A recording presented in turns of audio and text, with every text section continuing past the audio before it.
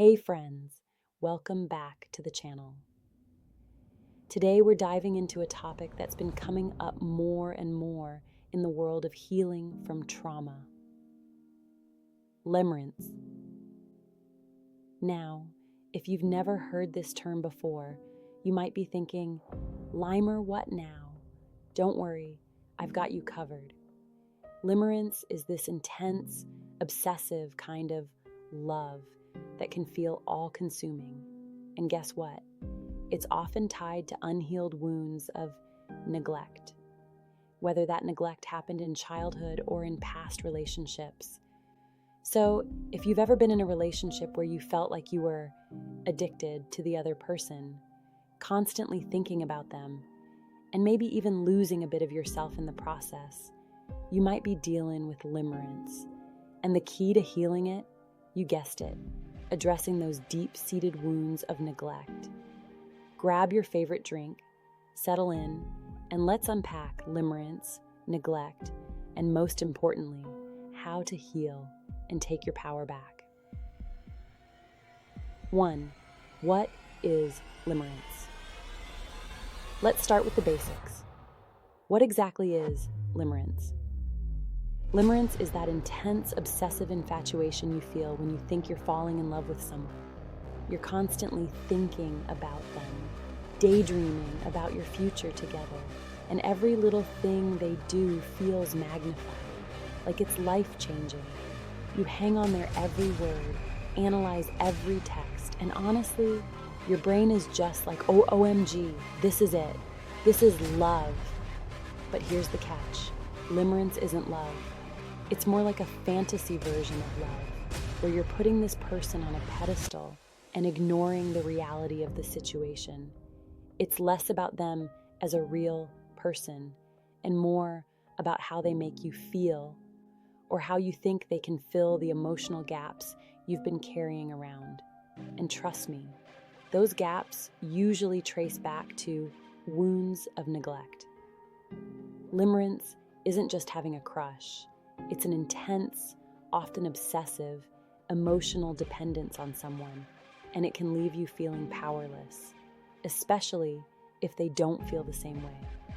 If you've ever found yourself checking your phone every 5 minutes, replaying conversations in your head, or feeling a rush of euphoria from just one look from that person, that's limerence. But where does it come from? Well, a lot of the time, limerence is born from emotional neglect. Let's break that down. 2. The connection between neglect and limerence. Okay, so here's where things get deep. Limerence is often rooted in unhealed wounds of neglect. Now, when we talk about neglect, we're not just talking about physical neglect, like not having food or shelter. Emotional neglect is just as damaging, if not more so. It's that feeling that your emotional needs weren't met, that you weren't seen, heard, or valued by the people who were supposed to take care of you, especially during childhood. When you experience emotional neglect, you grow up feeling like there's a hole in your heart that you're constantly trying to fill. You might develop this deep craving for validation, love, and attention, because let's face it, you didn't get enough of it when you needed it most. Fast forward to adulthood, and bam, here comes limerence. That person you're obsessing over, you're not just attracted to them, you're subconsciously hoping that they'll fill that emotional void. You're looking for them to give you the love, attention, and validation that you didn't get when you were younger. It's like you're trying to fix those old wounds by attaching yourself to someone new. Let's say you grew up in a home where your parents were emotionally unavailable. Maybe they were distracted, didn't show much affection, or simply weren't there to support you emotionally. As a result, you learn to suppress your emotional needs, or you might have internalized the belief that you're not worthy of love or attention. Fast forward to adulthood, and you meet someone who at first, shows you a little bit of attention or affection. Suddenly, it's like a switch flips in your brain, and you find yourself obsessing over them, convinced that they're the solution to your loneliness or the key to your happiness. That's limerence in action, my friend, and it's fueled by that unresolved neglect. 3. How limerence shows up in your life. So, how does limerence show up in your life? And how can you tell if you're caught in a limerence spiral rather than a healthy, grounded relationship? Here are a few signs to look out for.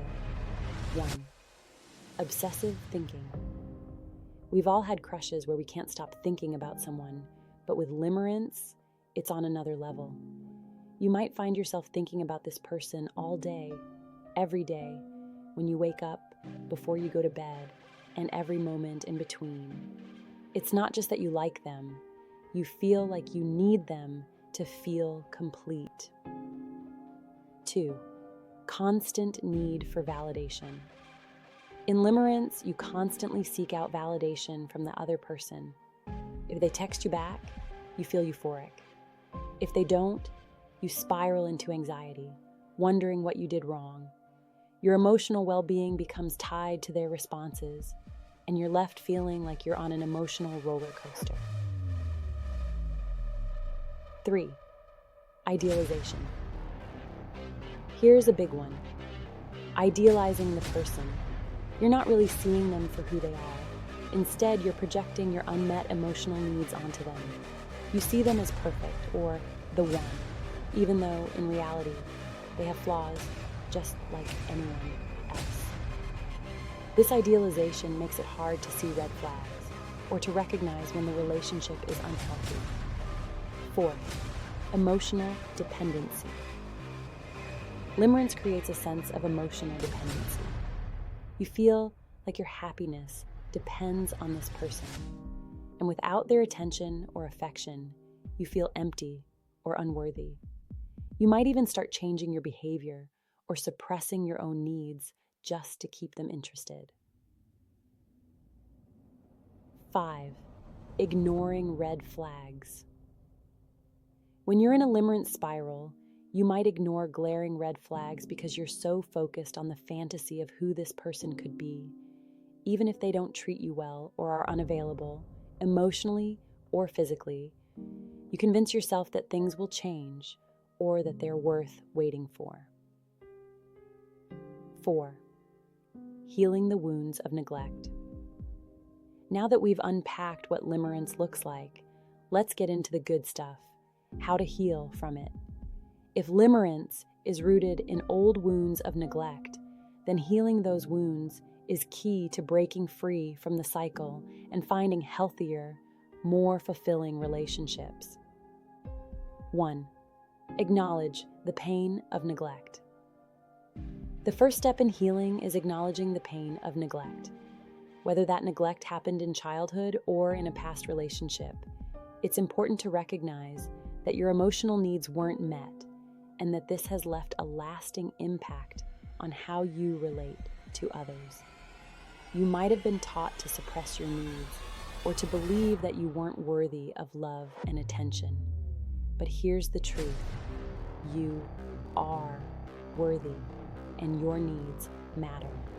Give yourself permission to grieve the love and care that you didn't receive. This step is painful, but it's crucial for healing. 2. Reconnect with your own emotions. One of the biggest challenges of emotional neglect is that it can leave you disconnected from your own emotions. You might have spent so much time focusing on other people's needs that you lost touch with your own. Part of healing is learning to reconnect with what you feel and what you need. This can be as simple as checking in with yourself throughout the day. How am I feeling right now? What do I need in this moment? And allowing yourself to feel those emotions without judgment. Journaling, meditation, or therapy can also help you get back in touch with your inner world.